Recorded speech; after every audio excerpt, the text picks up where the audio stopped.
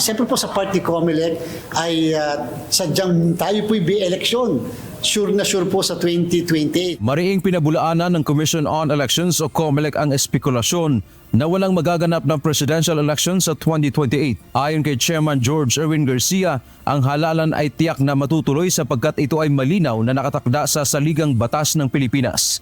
Binigyang din ni Garcia na mandato ng komisyon na siguruhing magkaroon ng halalan. Ang mandato ni COMELEC at all costs magkaroon ng halalan, lalo pat ang saligang batas ang nagsasabi po at nagpe-prescribe po nito. Kami po'y tagapagpatupad lamang ng ating batas. Sa kasalukuyan, nasa 50% hanggang 60% na ang preparasyon ng COMELEC para sa nasabing pambansang halalan. Dagdag pa ng komisyon, nakatakdang ilabas nila sa susunod na linggo ang Term of Reference o TOR para sa mga gagamiting teknolohiya. Nagsagawa na ng vendor fair kabilang ang online presentations noong nakaraang linggo kung saan ipinakita ng iba't ibang kumpanya ang kanilang mga makina at kagamitan para sa eleksyon. Tiniyak ni Garcia na ang komisyon ay handang-handa at patuloy na gumagalaw upang masiguro ang kaayusan ng susunod na pambansang halalan. With all due respect sa mga ibang espekulasyon, ang 2028 election ay darating, yan ay certain to come in the same manner na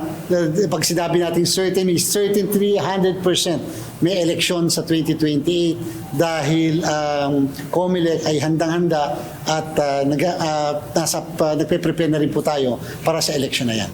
Sa isang panayam, sinabi ni Vice President Sara Duterte na idalangin na magkaroon ng halalan sa 2028 at maging maayos at mapayapa. Muli rin itong inihayag ang kanyang intensyon na tumakbo sa pagkapangulo.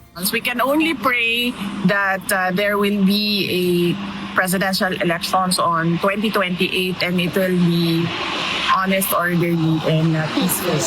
Samantala, inanunsyo ng komisyon na naging maayos ang pagtatapos ngayong araw ng filing ng Certificates of Candidacy o COC para sa kauna-unahang Bangsamoro Parliamentary Elections. Nasa 16 na regional political party ang naaprubahan ang accreditation at naghain ng COC. So far, wala po tayo kahit na anong untoward incident na reported o kaya anumang kaguluhan na nangyari o nangyayari dyan sa filing ng ating candidacy dyan po sa Bangsamoro.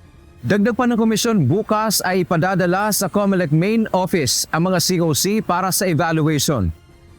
Inaasahang sa susunod na Miyerkules ay maaprubahan na ang opisyal na listahan ng mga kandidato. Pagdating ng Biyernes, i-upload naman sa opisyal na website ng COMELEC ang mga COC ng lahat ng kandidato para sa transparency at upang masuri ng publiko ang kanilang mga kwalifikasyon. Matapos makita yung lahat ng mga COCs, malaman kung talagang tama yung mga deklarasyon, ay amin na pong a-aprubahan yung listahan dahil pag na-approve po namin yung listahan, yan na po yung mapaprint na mga pangalan sa mga balota natin. Dante Amento, UNTV, News and Rescue.